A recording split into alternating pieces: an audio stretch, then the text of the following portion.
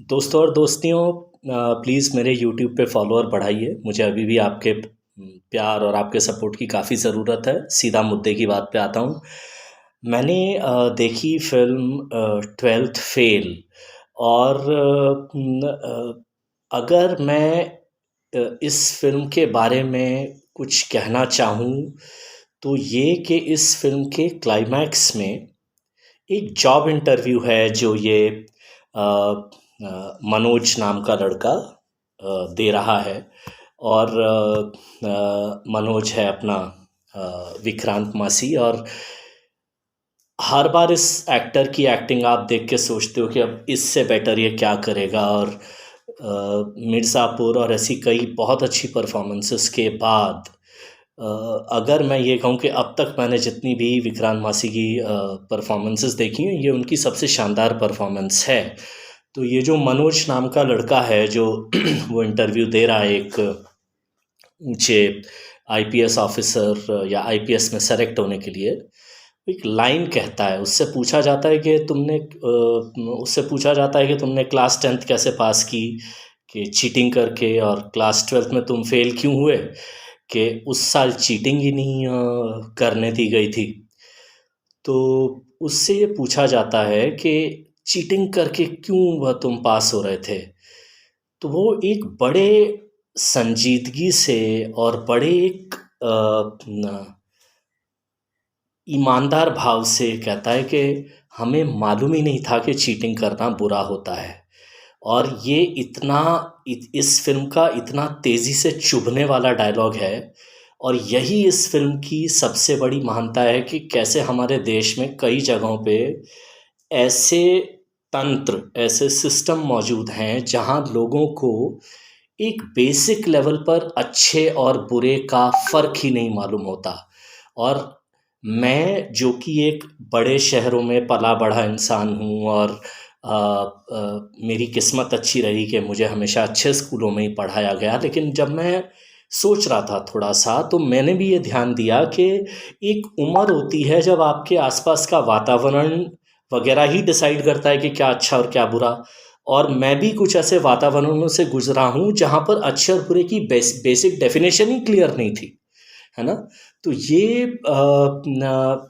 इस फिल्म की कहानी का सबसे बड़ा हथियार है कि कैसे एक लड़का जो चंबल जैसे एक पिछड़े इलाके से आता है और एक दिन अपनी ज़िंदगी में ज़िद पकड़ता है कि वो कुछ बनेगा, एक ऊंचा अधिकारी बनेगा। होता यह है कि जिस साल इनको चीटिंग नहीं करने दी जाती है, प्रियांशु चैटर्जी का एक बहुत ही महान अच्छा सोचा गया कैरेक्टर है, डीएसपी दुष्यंत सिंह का। वो आता है और इस इलाके में कहीं चीटिंग नहीं होने देता। और उसको देखकर विक्रांत मासी का ये जो एक 15-16 साल की एज के लड़के के दिमाग पे जो एक पॉजिटिव असर पड़ता है कि यार ऐसा इंसान बनना है, और वहाँ से वो अपनी जर्नी शुरू करता है।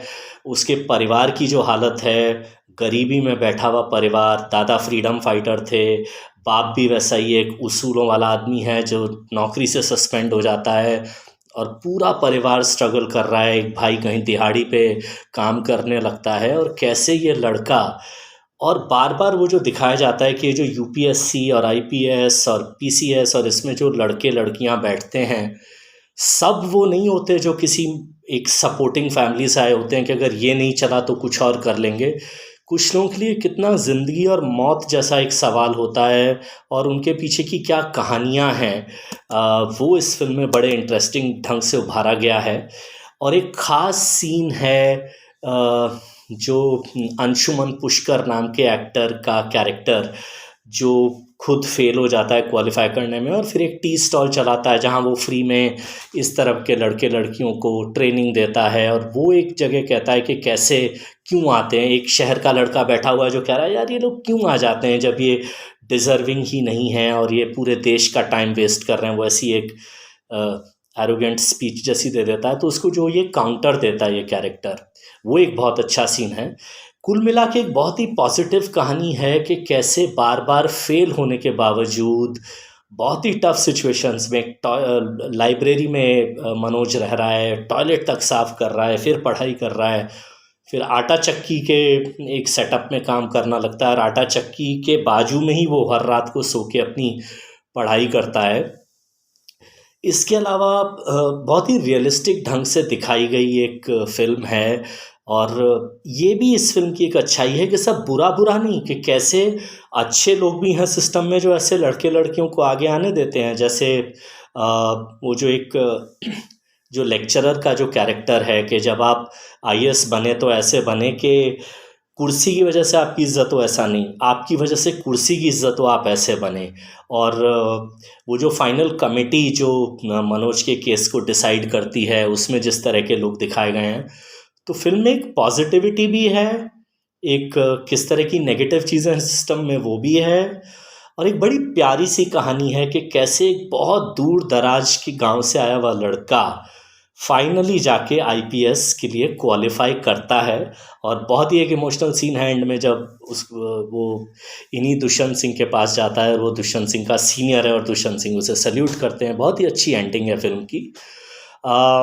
एक ही वीकनेस जो है इस फिल्म की वो है ये कि थोड़ा सा अगर एडिटिंग करते, ये अगर मैं इफ़ आई डेयर टू से दिस, ये विडू विनोद चोपड़ा साहब की बहुत पुरानी बीमारी है। मुझे लगता है कि वो एडिटरों को अपने सिस्टम में तनख्वाह पे तो रखते हैं, उन्हें ज़्यादा इज्जत नहीं देते। उन्हें लगता है कि हर सीन ज़रूरी है। आमतौर पे आप उनकी सारी अच्छी बुरी फिल्मों को उठा के देख लीजिए, सबको अगर 15-15% कम कर दिया जाए तो उनमें से शायद बहुत सारी हिट हो जाती। पर चलिए कोई बात नहीं, मैं मतलब मुझे तो कैमरा पकड़ना नहीं आता, मैं विनोद चोपड़ा जैसे डायरेक्टर को क्या समझाऊँ, प्रोड्यूसर को क्या समझाऊँ। पर ओवरऑल इस फिल्म को हज़ारों स्क्रीन पर रिलीज़ नहीं किया गया है, ये ईद दिवाली दशहरा पे रिलीज़ नहीं हुई है, इसमें फॉरेन लोकेशन नहीं है, हज़ारों करोड़ का बजट नहीं है, छत तोड़ के जाता हुआ हेलीकॉप्टर नहीं है। लेकिन इस फिल्म में एक चीज़ है जो इस साल आई अच्छी अच्छी फिल्मों में नहीं है, और वो है एक अच्छी कहानी। ये फिल्म आपको एक अच्छी कहानी, अच्छे डायलॉग, अच्छे परफॉर्मेंसेस दिखाती है। तो अगर आपको सचमुच अच्छे सिनेमा का शौक़ है तो जाइए इस फिल्म को देखिए।